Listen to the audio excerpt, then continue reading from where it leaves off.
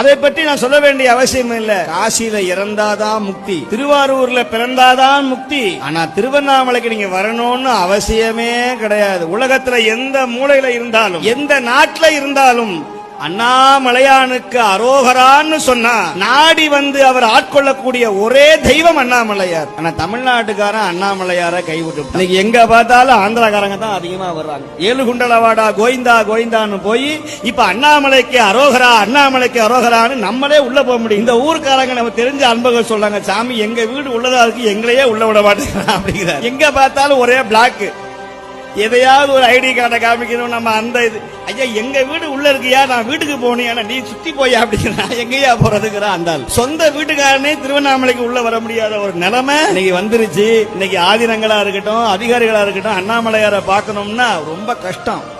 ஆனா நமக்கு சுவாமி ஒரு பெரிய வாய்ப்பை கொடுத்திருக்கிறார் இந்த ஊர்ல. நீங்க மூலஸ்தானம்லாம் போய் பார்க்க வேண்டிய அவசியமே கிடையாது. அந்த சிகரம், அந்த மலையை நீங்க பைபாஸ்ல இருந்து பார்த்தாலும் ஒரே ஒரு விழுந்து கும்பிட்டு அண்ணாமலையானே உன் திருவடி சரணம்னு சொன்னா போதும், அவர் உங்களை தேடி வருவார்.